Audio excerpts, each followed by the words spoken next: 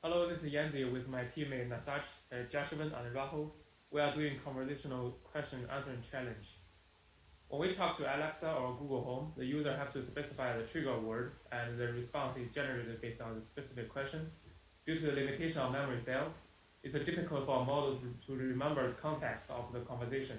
But we want to build a model that can understand the holistic information in a passage and answering question with the ability to maintain the context in a conversation. Here is an example.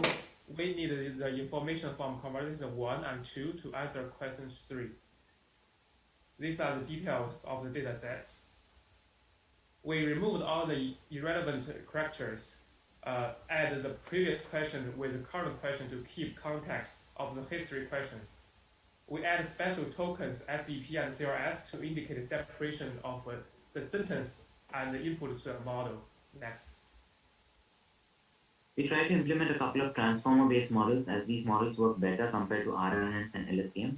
The first model that we tried was the BERT model, as shown in the image. You see that for each word, BERT generates three different embeddings: token embeddings, sentence embeddings, and transformer position embeddings, which are then combined to generate the final embedding. BERT essentially has multiple transformers stacked on top of each other to create the embedding, and we get an F1 score of 78.5 for this model. The next model that we tried to implement was the Albert model, and we were able to obtain an F1 score of 79.5, which is slightly better than BERT. Albert performs better than BERT due to three main reasons. One is factorized embedding parameterization, parameter sharing, and inter-sentence coherence loss. Next is the Conbert model, and this model performed better than the previous two models, and we were able to obtain an F1 score of 82.1. As shown in figure A, BERT model relies heavily on global self-attention mechanism, which captures the global context instead of local context. However, the Conbert model performs better by defining a span and using a span-based dynamic convolution to replace these self-attention heads to capture local context. Conbert implements the bottleneck structure, as shown in the figure, to reduce input tokens to a lower dimensional space. This is done by using a convolution block, as shown in the pink area, as well as concatenating or grouping linear layers together, shown in the top part. Let's now talk about the approach. We pass the pre-processed input data to our BERT model. We have rational logics and attention logics which tell the model what tokens and sentences to pay attention to in order to maintain context. We have unknown logics which are responsible for predicting the unknown answer. We have logics underscore L which represent the start and end location of the answer within the passage. We have YN logics which are essentially yes and no logics which tell the model when the answer is a yes or a no. So that comes out to be a total of 5 output heads, one for yes, one for no, one for unknown logics, and one for start and end location within the passage. The modifications that we made to the BERT model are based on the Convert model architecture, which tends to perform better. We replace the pooled output of the BERT model, which is given for unknown logics over here, with the normal word embeddings, which are used by the BERT model. These are the results. The diagonal shows the correctly classified yes, no, unknown, and others.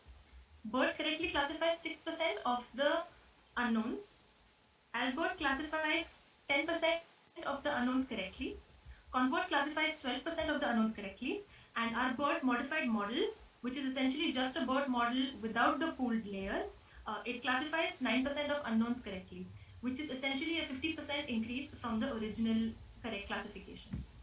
So these are the implementation details of our model, and the metric we used for evaluation was the macro average F1 score.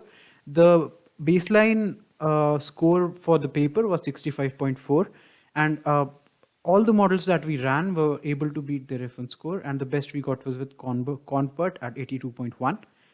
The next step for us is to implement this on the assessments data, which includes student responses to maths questions, and the teacher has to comment or and grade the student responses. So our task is, what we are working on is to predict the teacher comment and whether a response is correct or not. So students can type something like this, and teachers give relevant responses, And currently, our model is not performing really well because of all the mathematical expressions which are found in the text. If we find a way in which we can encode those math responses correctly, we think we can take this model ahead for assessments as well.